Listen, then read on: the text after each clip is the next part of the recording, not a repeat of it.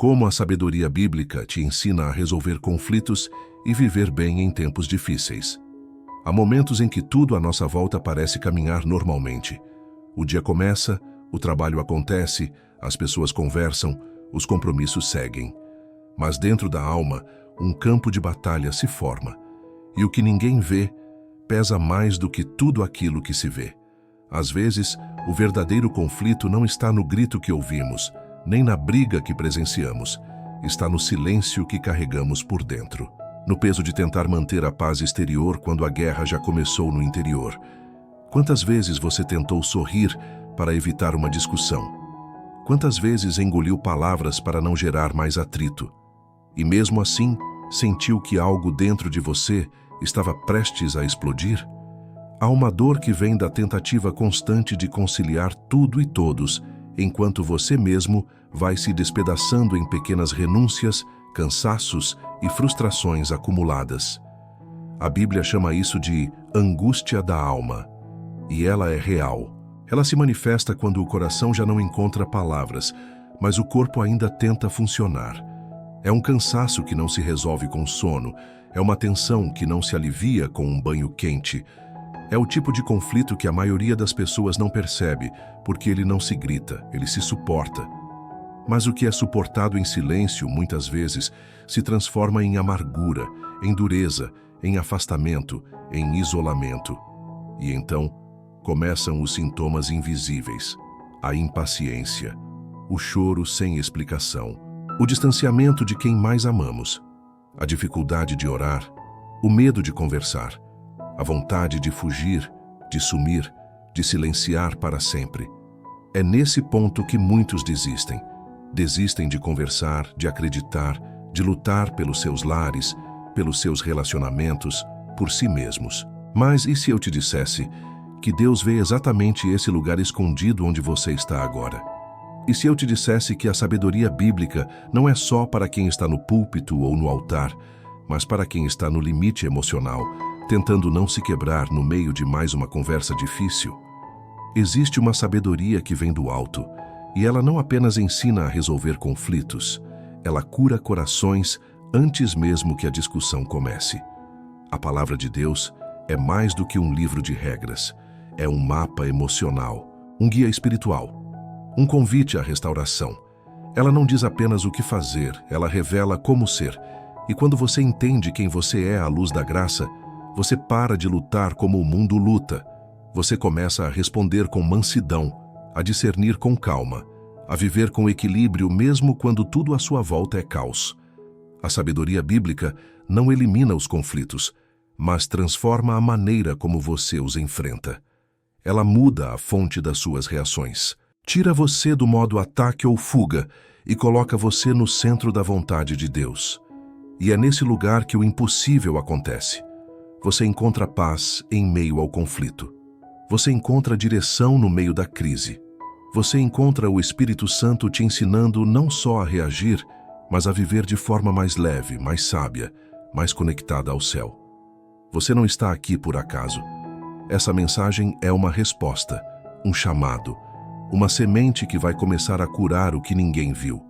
Não porque eu tenha todas as respostas, mas porque a sabedoria do alto está prestes a sussurrar ao seu coração um novo jeito de viver, um novo jeito de reagir, um novo jeito de amar. Respire fundo, escute com a alma, porque o que vem agora não é apenas um conteúdo, é um encontro com a verdade que liberta, cura e transforma. O mapa de conflito de Provérbios. Existe um lugar na Bíblia onde as palavras são tão precisas, tão diretas e tão profundas, que parecem ter sido escritas para os conflitos que enfrentamos hoje. Esse lugar se chama Provérbios. Não são apenas frases bonitas, são verdades cirúrgicas que cortam o excesso de orgulho, desarmam a agressividade e revelam o caminho da sabedoria em meio às tensões do cotidiano. Provérbios é como um mapa da alma humana. Ele revela as causas invisíveis das discussões que parecem surgidas do nada. Ele desmascara os impulsos que nos fazem falar antes de pensar, reagir antes de orar, atacar antes de entender. E talvez uma das maiores revelações desse livro seja esta: Nem sempre o problema está na intensidade do outro, mas na falta de sabedoria em nós. A resposta branda desvia o furor, mas a palavra dura suscita a ira. Provérbios 15:1. Essa é uma das primeiras chaves. Não se trata apenas de controlar o tom de voz, mas de entender a origem do que está sendo dito. Muitas vezes, respondemos com dureza, não porque queremos machucar, mas porque estamos nos defendendo. Estamos feridos, estamos sobrecarregados. Mas a sabedoria bíblica nos chama para um lugar mais alto, onde a palavra cura em vez de ferir, onde o silêncio é estratégia, não covardia, onde o ouvir vem antes do falar. Provérbios também fala do orgulho como raiz dos conflitos. Da soberba só provém a contenda. Provérbios 13:10. É um diagnóstico direto, onde a briga há orgulho. Pode estar disfarçado de razão, de justiça, de preocupação. Mas no fundo, é o ego querendo vencer, dominar, impor. E quando duas pessoas querem ter razão ao mesmo tempo, ninguém escuta, ninguém cede, ninguém ama. A sabedoria nesse momento não pergunta quem está certo, mas o que vai preservar a paz. Há ainda outra pérola. O insensato revela logo o seu espírito, mas o prudente encobre a afronta. Provérbios 12:16. Aqui, Deus nos mostra que nem todo confronto merece resposta.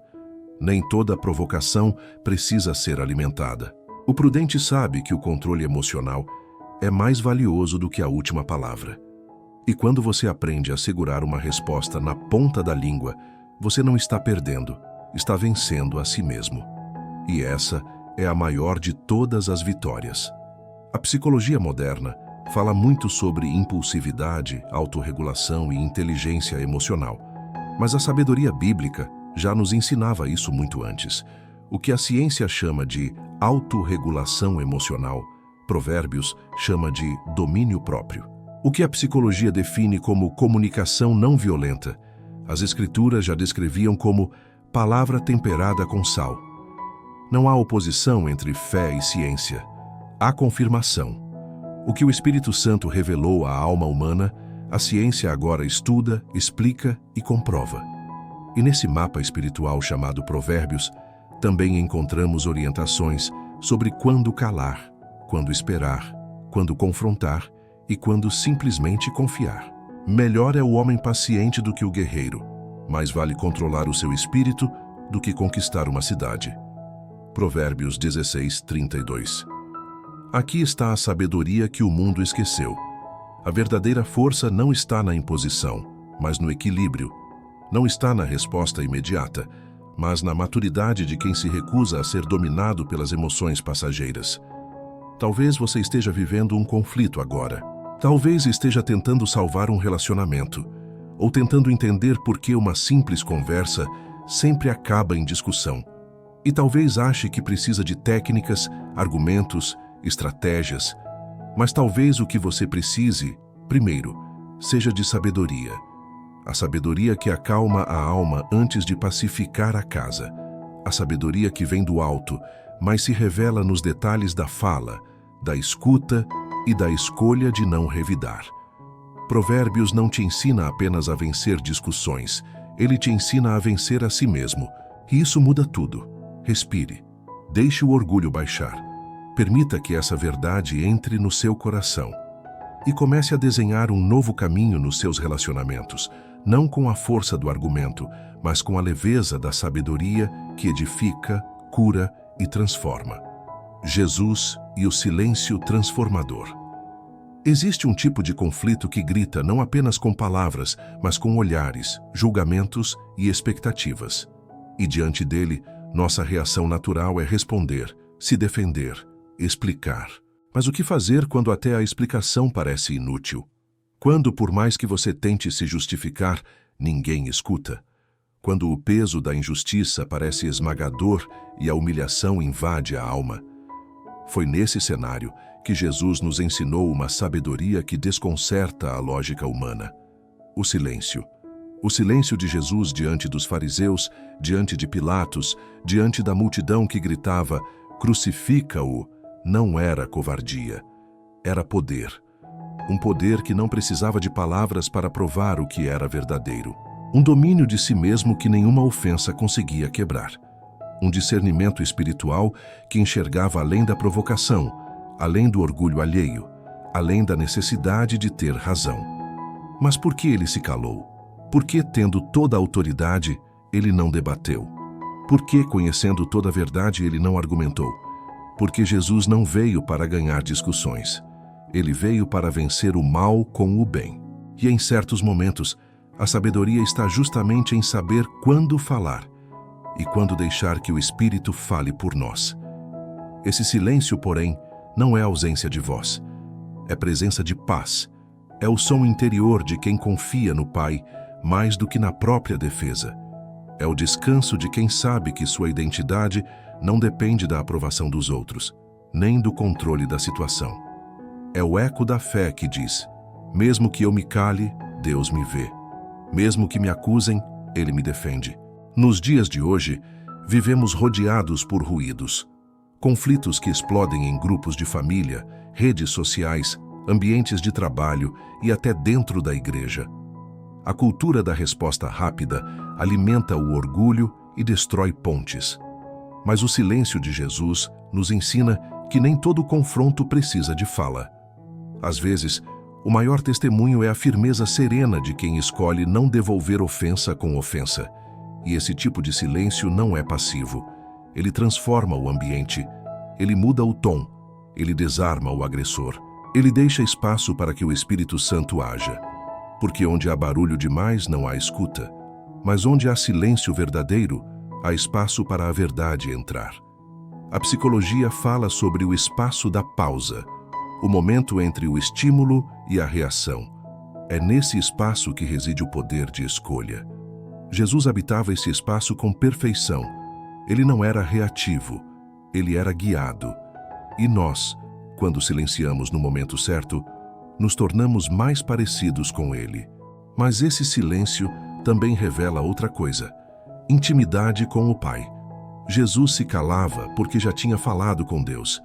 E quem fala com Deus aprende a não gastar palavras à toa. Aprende a confiar na justiça divina. Aprende a discernir entre o que vale ser dito e o que vale ser entregue. Talvez você esteja em um momento em que sente a necessidade de se explicar, de provar o que sente, de justificar suas escolhas. Mas e se a sabedoria de Deus para esse momento for o silêncio? Um silêncio que não é ausência, mas presença. Um silêncio que não é fraqueza, mas confiança. Um silêncio que não grita para ser ouvido, mas ora para ser guiado. Esse é o silêncio que cura, que protege, que purifica a motivação do coração, que evita feridas desnecessárias, que impede palavras que depois trariam culpa. Esse é o silêncio que Jesus viveu e que Ele quer te ensinar a viver. Porque no fim das contas, não é quem grita mais alto que vence o conflito, é quem permanece firme em Deus, mesmo quando tudo ao redor parece ruir. E às vezes, a vitória espiritual começa com um coração que escolhe calar, para escutar a voz que vem do céu. Permita que esse silêncio sagrado entre na sua rotina. Diante da próxima provocação, da próxima discussão, da próxima injustiça, lembre-se, você não está sozinho. Você não precisa provar nada. Deus te vê. E o silêncio pode ser a linguagem mais poderosa da sabedoria. A guerra interior, onde tudo começa. Alguns conflitos não começam com palavras trocadas, nem com gestos de rejeição, nem com atitudes injustas. Começam dentro de nós, no espaço silencioso onde acumulamos expectativas não correspondidas, ressentimentos não confessados, dores antigas nunca tratadas. A verdadeira origem de muitos conflitos externos está no campo de batalha interior que ignoramos por tempo demais. Você já se pegou explodindo por algo pequeno, mas depois percebeu que aquilo era só a ponta de um iceberg emocional que estava escondido dentro de você. Já respondeu alguém com dureza e só depois percebeu que aquela reação foi mais sobre a sua dor do que sobre o erro do outro. Quando carregamos feridas abertas dentro da alma, elas inflamam até os momentos mais simples da vida. E é aí que a guerra começa. Não no outro, mas em nós. O salmista escreveu: Por que estás abatida, ó minha alma? E por que te perturbas dentro de mim? Salmo 42, 12, 11. Essa pergunta ecoa até hoje. Há uma perturbação interna que, se não for ouvida e tratada, se transforma em palavras rudes, em gestos frios, em afastamentos dolorosos. Às vezes não é raiva, é tristeza. Às vezes não é orgulho, é medo. Às vezes não é indiferença, é exaustão. Mas como ninguém vê o que carregamos por dentro, o mundo interpreta mal o que mostramos por fora. A psicologia cristã nos ensina que emoções não tratadas se tornam comportamentos disfuncionais. A ansiedade pode virar impaciência. A culpa pode se disfarçar de agressividade. A rejeição pode assumir a forma de controle. A Bíblia confirma isso quando diz que, sobre tudo o que se deve guardar, guarda o teu coração, porque dele procedem as fontes da vida. Provérbios 4, 23. Deus está dizendo: cuida do que está dentro, porque o que sai de você, atitudes, palavras, decisões, nasce do que vive aí dentro. Conflitos externos são muitas vezes espelhos de confusões internas. E até que reconheçamos essa realidade, vamos continuar repetindo ciclos.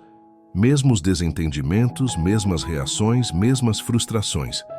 Mudam os rostos, mas o padrão permanece. Porque não se trata apenas de pessoas difíceis. Se trata de um coração que precisa ser curado, mas há esperança. Jesus não veio apenas para nos reconciliar com os outros. Ele veio para nos reconciliar com nós mesmos, para curar as áreas que geram reatividade, para sarar as memórias que alimentam amarguras, para libertar a alma do peso das comparações, da culpa não resolvida, da autoimagem distorcida. E esse processo começa com um gesto simples, mas transformador: a sinceridade diante de Deus. Quando Davi diz: enquanto calei os meus pecados, envelheceram os meus ossos. Salmo 32, 3. Ele está revelando que guardar a dor por dentro tem efeitos profundos. Mas quando ele se abre, confessa, se derrama, o alívio vem, a paz entra, o Espírito cura. E esse é o convite para você agora: parar de esconder o que te feriu, parar de justificar reações que no fundo vêm de uma dor não curada, deixar Deus entrar onde até você tem medo de ir. Talvez você precise perdoar algo que você mesmo fez. Talvez precise olhar com compaixão para o seu passado. Talvez precise acolher a sua fragilidade com a mesma ternura que você oferece aos outros. Porque não há como resolver conflitos externos com um coração em guerra. Mas quando a paz de Cristo governa por dentro, ela se reflete nas suas respostas, nos seus gestos, no seu olhar. Deus não quer apenas que você evite brigas. Ele quer que você seja um agente de paz. Mas isso só acontece quando você permite que a paz comece dentro de você. Não é fingir que está tudo bem. É ser verdadeiro com Deus. É orar com vulnerabilidade.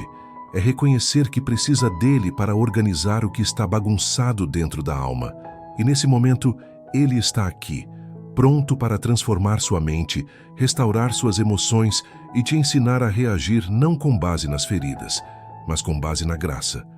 Porque todo conflito vencido por fora começa com uma guerra vencida por dentro. A linguagem da paz, palavras que curam ou ferem. Poucas coisas têm tanto poder quanto aquilo que sai da nossa boca. Com uma única frase, podemos construir pontes ou levantar muros. Com um simples comentário, podemos curar uma alma cansada ou aprofundar a ferida de quem já está caído. Palavras não são apenas sons, são sementes. E uma vez lançadas, elas geram frutos, bons ou maus, curadores ou devastadores. A Bíblia é clara. A morte e a vida estão no poder da língua. O que bem a utiliza, come do seu fruto. Provérbios 18, 21. O que falamos define ambientes, molda relacionamentos e revela o estado real do nosso coração. Não há como separar a maturidade espiritual da maneira como nos comunicamos. E é por isso que a linguagem da paz é um dos maiores sinais de sabedoria vinda de Deus. Talvez você já tenha sentido isso na pele. Alguém disse algo que te desmontou, não pelo volume da voz, mas pelo peso do conteúdo. Ou, ao contrário, alguém falou com tanta gentileza que sua alma encontrou repouso. Um "eu entendo você" no momento certo pode ter mais impacto do que 1000 conselhos. Um "estou com você" pode curar anos de abandono emocional. E um "você sempre faz tudo errado" pode deixar marcas que duram uma vida inteira. Jesus disse: "A boca fala do que está cheio o coração." Lucas 6,45.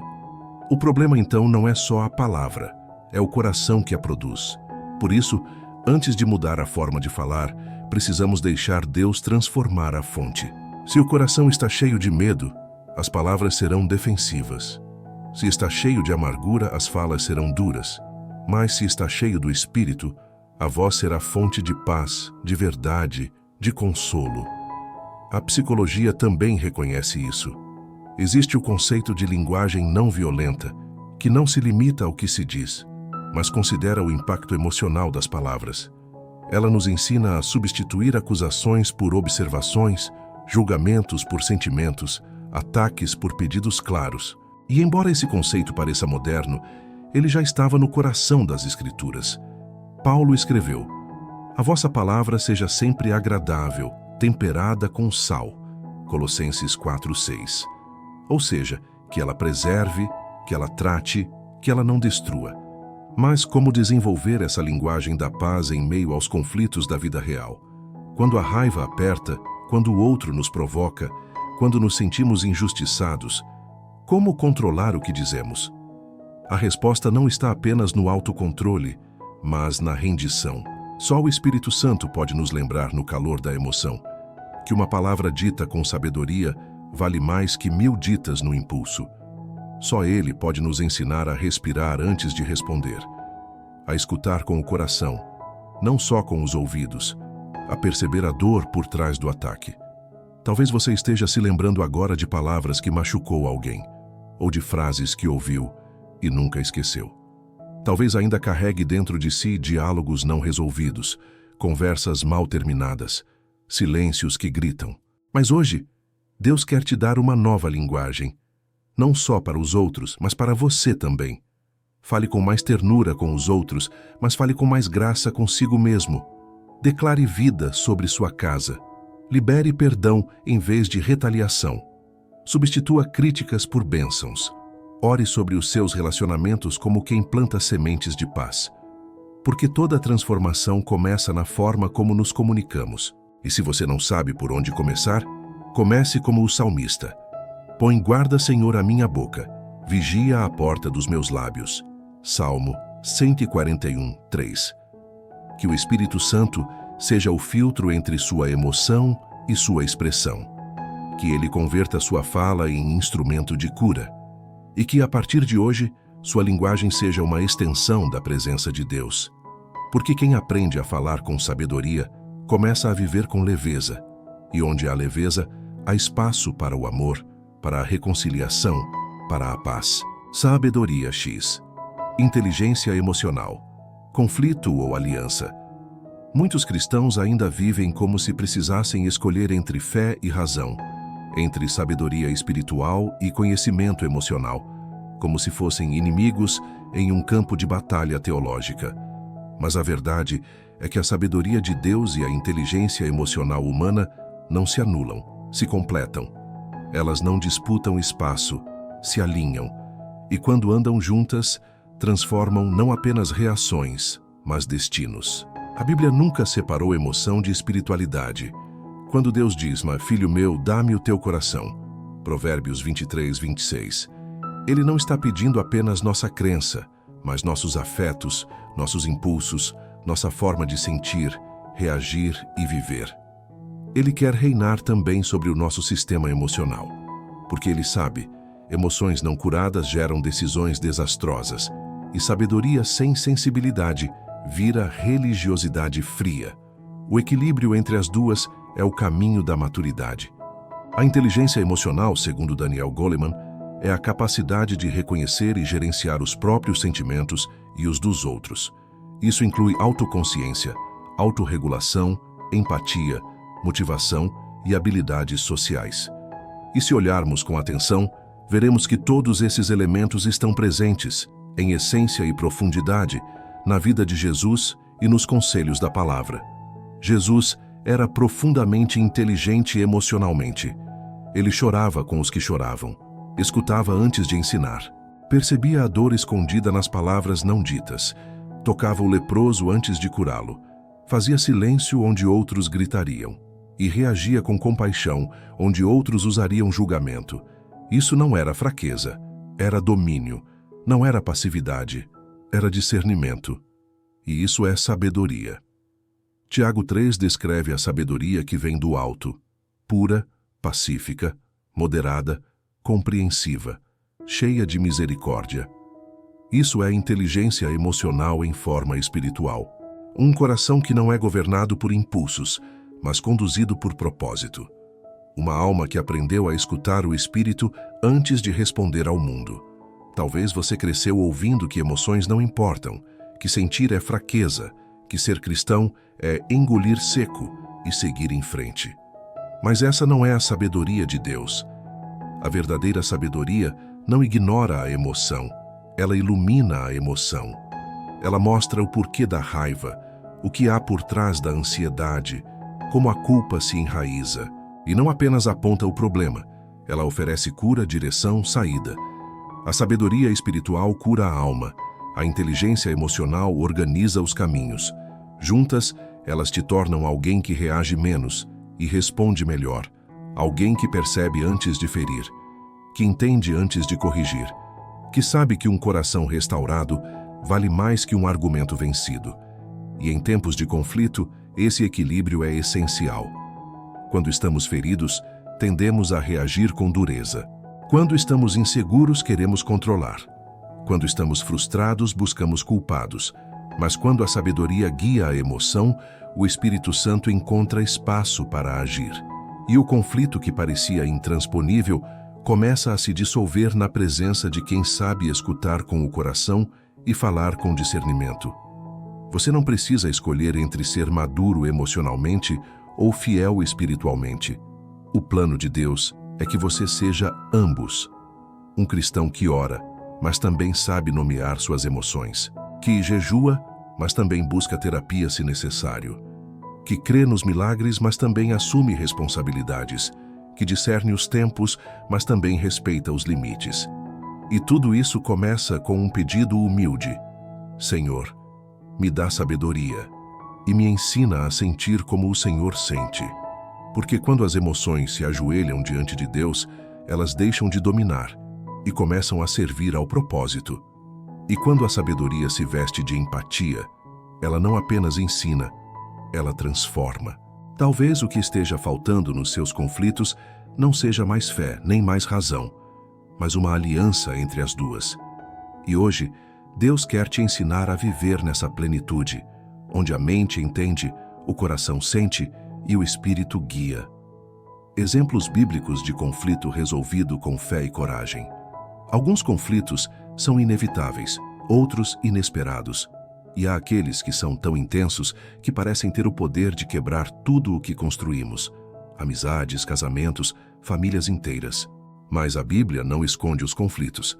Ela os revela com coragem e nos mostra algo ainda mais poderoso, que pela fé e com sabedoria é possível resolver até o que parece irreparável. E essas histórias não são apenas relatos antigos, são espelhos daquilo que você vive hoje. Pense por um instante na história de Abigail, uma mulher esquecida em um casamento abusivo com Nabal, um homem tolo e agressivo. Quando Davi, futuro rei de Israel, pede ajuda e é insultado por Nabal, a tensão explode. Davi, ferido e enraivecido, decide resolver com espada aquilo que foi gerado pela injustiça. Mas Abigail, cheia de discernimento, intercepta a tragédia com coragem. Ela age com humildade, sabedoria e uma fé que silencia o conflito antes que o sangue seja derramado. Com palavras suaves e postura firme, ela salva sua casa. E também a consciência de Davi. Foi o Espírito de Deus nela que venceu a guerra que homens estavam prestes a travar. Agora, pense em José, vendido pelos irmãos, traído por quem deveria protegê-lo, esquecido em uma prisão por um crime que não cometeu. Ele tinha todas as razões do mundo para guardar mágoas, para desejar vingança, para se fechar ao perdão. Mas quando o reencontro acontece, a escolha de José não é alimentar o ciclo da dor. Ele chora, ele se revela, ele abraça e diz: "Vocês intentaram o mal contra mim, mas Deus o tornou em bem." Gênesis 50:20. José nos ensina que resolver um conflito às vezes não é vencer a discussão. É romper com a cadeia do ódio e deixar Deus escrever um novo final para a história. E depois temos Paulo e Barnabé, dois homens de Deus, cheios do Espírito, unidos em missão, e mesmo assim entram em desacordo. A divergência sobre João Marcos se torna tão intensa que eles se separam. A Bíblia não romantiza esse momento, mas também não o encerra em amargura. Cada um segue seu caminho, e anos depois Paulo escreve: "Tragam Marcos porque me é útil para o ministério." 2 Timóteo 4:11. O que era separação virou reconciliação. O que era tensão virou maturidade. O que era conflito virou crescimento. Esses exemplos revelam que a Bíblia não nos ensina a evitar todo conflito. Ela nos ensina a enfrentá-los com fé, coragem e sensibilidade espiritual. Conflitos resolvidos não são fruto do acaso. São frutos de pessoas que escolhem obedecer ao Espírito Santo, mesmo quando o coração quer gritar. São frutos de quem entrega a Deus o desejo de justiça imediata para receber a justiça eterna. Talvez hoje você esteja em um impasse, em um relacionamento ferido, em uma amizade rompida. Talvez esteja tentando decidir entre perdoar ou se proteger, falar ou calar, reaproximar ou seguir em frente. O que essas histórias nos mostram é que Deus age em meio aos conflitos, não apenas nos livrando deles, mas nos ensinando a atravessá-los com honra, humildade e visão espiritual. Abigail nos mostra que palavras podem desarmar guerras. José nos mostra que o perdão abre caminhos onde a vingança criaria prisões. Paulo e Barnabé nos mostram que até o distanciamento pode ser usado por Deus para amadurecer ambos os lados. Não importa o tamanho da dor, o tempo do afastamento ou a profundidade da ferida.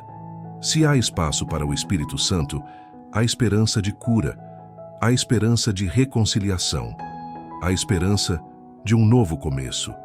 E quando você age com fé e coragem, o conflito deixa de ser uma ameaça e se torna um testemunho. Deus quer fazer isso também na sua história. Ele quer usar a sua dor como ponte de cura, sua palavra como instrumento de restauração, seu silêncio como arma de sabedoria, sua oração como canal de milagre e sua obediência como chave para a paz. O papel da oração na gestão de conflitos.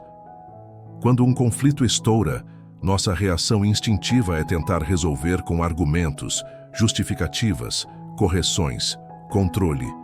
A urgência da emoção muitas vezes atropela a sabedoria do espírito. Queremos ser ouvidos, queremos que a verdade apareça, queremos que tudo se resolva agora.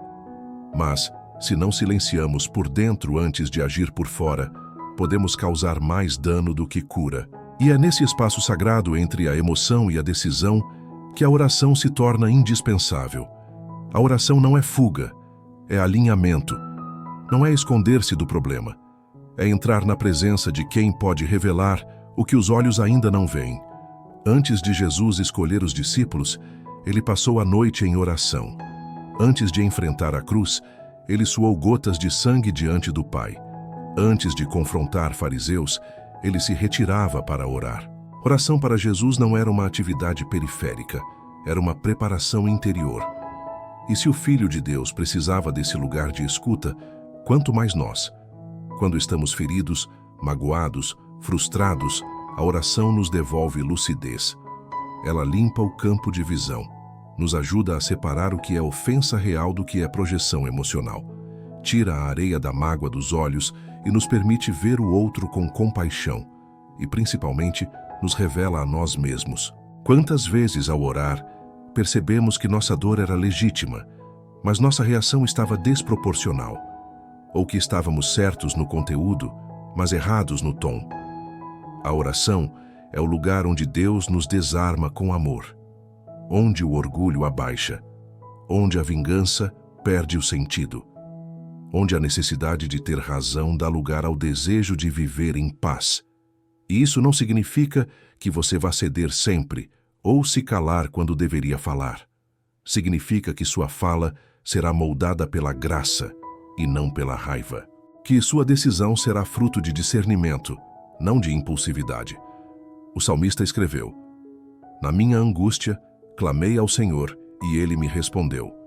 Salmo 121. A oração é o grito da alma que se recusa a entrar no campo de guerra sem antes passar pelo altar. E Deus responde, às vezes com direção, às vezes com silêncio, mas sempre com presença. E só essa presença já muda tudo. Conflitos, quando entregues em oração, se transformam. Não necessariamente porque o outro muda, mas porque nós mudamos. Às vezes Deus remove a pessoa, outras vezes Ele nos fortalece para permanecer. Às vezes Ele nos dá palavras certas, outras vezes Ele nos dá coragem para o silêncio. Mas sempre, sempre, Ele nos transforma primeiro, para que possamos ser instrumentos de transformação. Talvez você esteja no meio de uma situação tensa agora. Palavras ditas que machucaram, decisões que afastaram, relacionamentos que esfriaram. E talvez você esteja tentando resolver com lógica, insistência ou distância.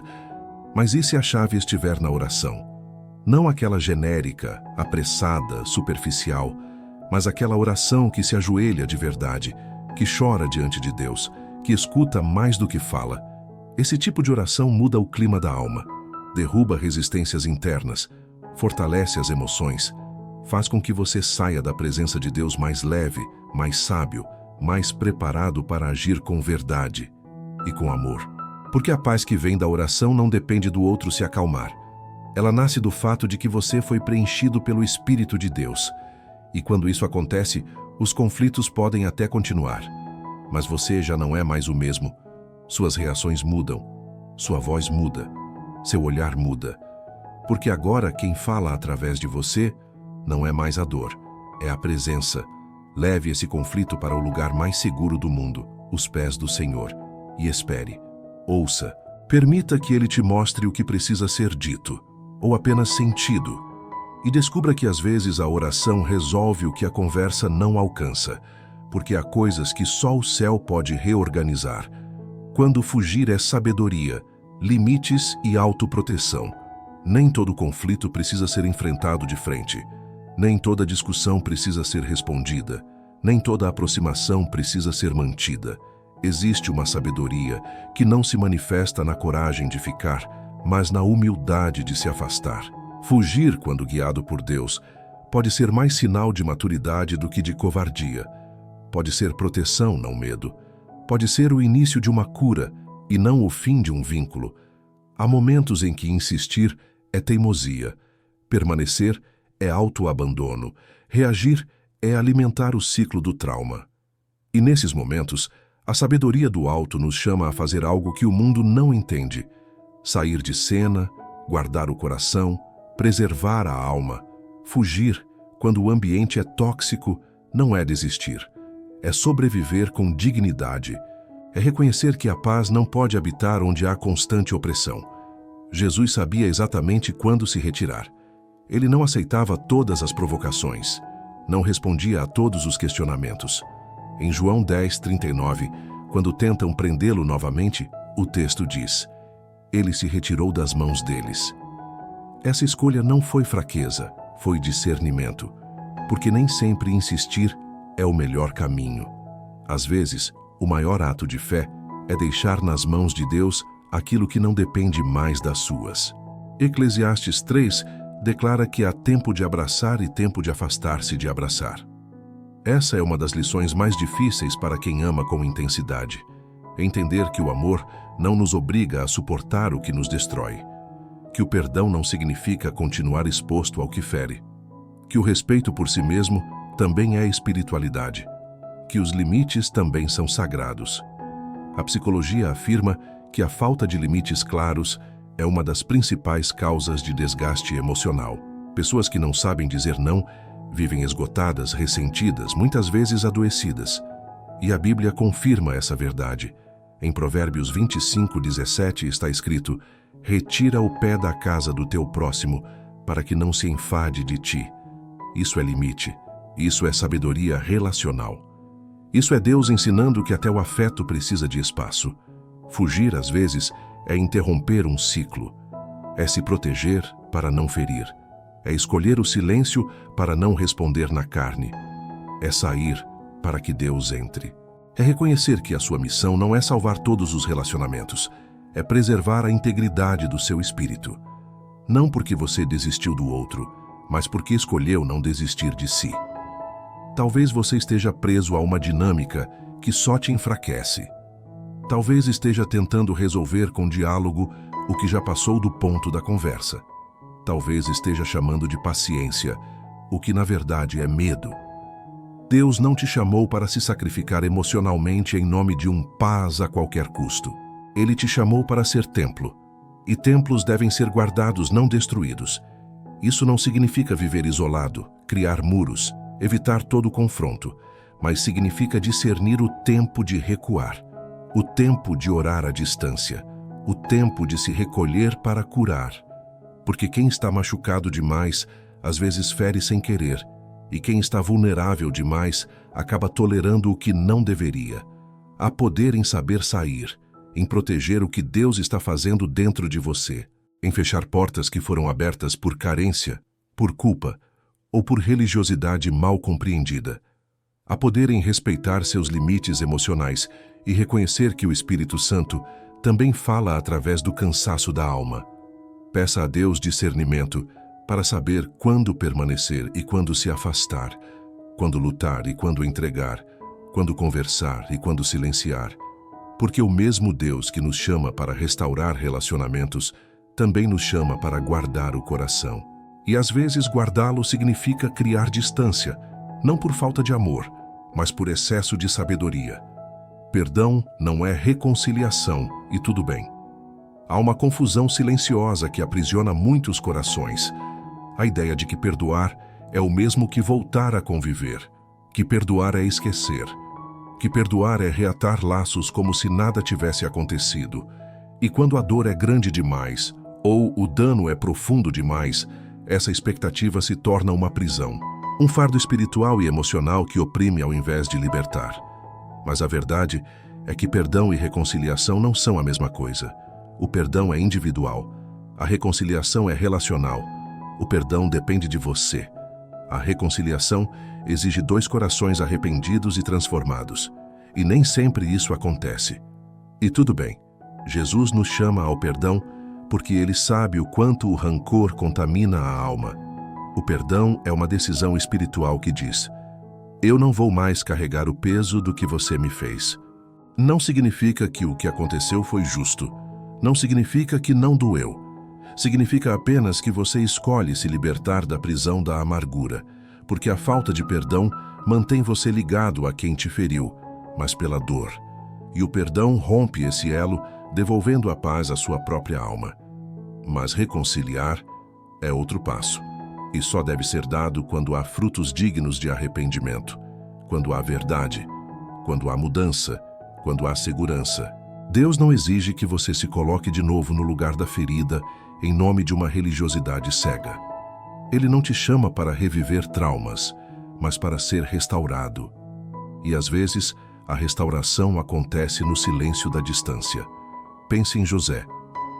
Ele perdoou os irmãos muito antes de se revelar. Ele testou, ele observou, ele esperou sinais de transformação. E só então se aproximou. Perdoar não é se lançar de volta ao convívio.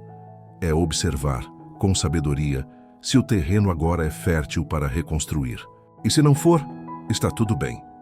Pense também em Paulo e Barnabé. O desacordo foi tão intenso que eles se separaram. Não há registro de mágoa ou ódio entre eles. Mas também não houve reconciliação imediata. Cada um seguiu seu caminho, e Deus os usou mesmo assim. Nem toda reconciliação precisa acontecer para que o perdão seja verdadeiro. E isso não diminui sua fé. Mostra que sua fé também se manifesta em maturidade emocional. A psicologia confirma isso. Reconciliação forçada, sem elaboração emocional, gera novos traumas. Tentar se reaproximar sem que haja mudança real no outro é se expor novamente à dor. E Deus não te criou para isso. Ele não exige que você aceite abuso emocional em nome do amor. O amor tudo sofre, mas não se anula. O amor perdoa, mas também se protege. Talvez você esteja tentando perdoar, mas se sente culpado por não conseguir conviver com quem te feriu. Talvez você ache que está em pecado por manter distância. Mas hoje, o Espírito Santo quer aliviar esse peso. O seu perdão é real mesmo que o outro nunca peça desculpas. É real mesmo que você nunca mais veja essa pessoa. Porque o perdão é algo entre você e Deus, não entre você e a performance de quem te feriu. E quando Deus cura o seu coração, Ele também te dá discernimento, para saber quando restaurar laços, e quando apenas liberar no Espírito e seguir em paz. E se você precisar seguir em paz sem reatar, sem explicar, sem reabrir a ferida, saiba que isso também é obediência, é sabedoria, é cuidado. Deus não exige reconciliações impossíveis, Ele deseja corações livres, e a sua liberdade começa quando você diz: eu escolho perdoar, não para te trazer de volta, mas para seguir em frente sem a dor que você deixou. E nesse espaço, Deus entra, cura, consola e fortalece. O perdão liberta você. A reconciliação, se for para acontecer, será consequência natural da verdade, do arrependimento e da restauração mútua. Mas, se não acontecer, tudo bem, porque o que importa agora é que você está livre. A cultura do reino: viver em paz quando o mundo quer guerra. Existe uma diferença profunda entre viver guiado pelos instintos deste mundo e viver guiado pela cultura do reino de Deus. O mundo nos treina para disputar, responder na mesma moeda, provar nosso ponto, vencer discussões, mostrar força pela dureza da resposta. Mas o reino nos chama a outra lógica. Uma lógica que parece fraca para os olhos naturais, mas que é poderosamente transformadora. Enquanto o mundo quer guerra, o reino quer paz. Enquanto o mundo quer vencer, o reino quer curar. Enquanto o mundo quer provar algo, o reino quer revelar o amor. Jesus não apenas ensinou sobre paz, Ele encarnou a paz. Ele caminhou entre pessoas que o provocavam, o testavam, o traíam. E mesmo assim, sua postura não era de combate, mas de compaixão. Ele não cedia ao espírito da época. Ele não se deixava contaminar pelo clima de hostilidade. Ele carregava dentro de si uma realidade maior. O reino já estava nele, e por isso nada ao redor definia sua reação. E é exatamente isso que ele deseja formar em nós. Um coração que não reage como o mundo reage. O mundo diz: defenda-se. O Evangelho diz: confie. O mundo diz: ataque de volta. O Evangelho diz: responda com mansidão. O mundo diz: humilhe para não ser humilhado. O Evangelho diz: caminhe em humildade para que Deus te exalte no tempo certo. O mundo diz: vença pela força. O Evangelho diz: vença pelo Espírito. E essa mudança não é apenas espiritual, é emocional. A paz do reino não é ausência de conflito, mas presença de Deus no meio dele. É a capacidade de permanecer inteiro quando tudo ao redor tenta te fragmentar. É a força de responder com suavidade quando tudo dentro de você pede grito. É a coragem de escolher a calma quando a tempestade interna quer assumir o controle. A psicologia chama isso de regulação emocional. A Bíblia chama de domínio próprio. A ciência explica o processo. O Espírito Santo fornece o poder. O reino consolida a prática. Quando você vive a cultura do reino, o conflito deixa de ser um campo de batalha e se torna um espaço de manifestação de Deus. Você passa a responder pela sabedoria, não pelo impulso, pela fé, não pelo orgulho, pelo amor, não pela ferida. Isso não significa ser passivo, significa ser guiado, não significa aceitar injustiça, significa não permitir que a injustiça molde quem você é. Jesus disse: bem-aventurados os pacificadores, porque eles serão chamados filhos de Deus. Mateus 5:9. Pacificadores não são pessoas que evitam conflitos a qualquer custo. São pessoas que levam o reino para dentro deles. Pessoas que, quando falam, curam. Quando agem, acalmam. Quando corrigem, fazem isso com graça. Quando se posicionam, fazem isso com verdade e misericórdia. Ser pacificador não é ser fraco. É ser forte de um jeito diferente. É carregar dentro da alma uma paz que o mundo não pode tirar. É ser morada do Espírito Santo em meio ao caos. É caminhar com a certeza de que você não precisa provar nada a ninguém, porque já foi justificado por Deus. O mundo vive pelo ruído, mas você vive pela voz. O mundo reage pelo orgulho, mas você responde pela sabedoria. E essa cultura do reino transforma ambientes. Uma pessoa em paz influencia mais do que 10 pessoas em guerra. Um coração calmo carrega uma autoridade silenciosa. Uma fala suave quebra ciclos de violência emocional. Uma atitude guiada pelo Espírito muda a atmosfera de um lar inteiro. Não porque você é perfeito, mas porque você permite que Deus governe suas emoções antes que o mundo governe suas reações. Talvez você esteja cercado de conflito. Talvez viva numa família onde todos falam alto. Talvez trabalhe em um ambiente onde a competição cria tensão constante. Talvez esteja envolvido em um relacionamento onde as discussões cansam a alma. Mas a boa notícia é: você não precisa se adaptar à cultura da guerra. Você pode carregar a cultura da paz.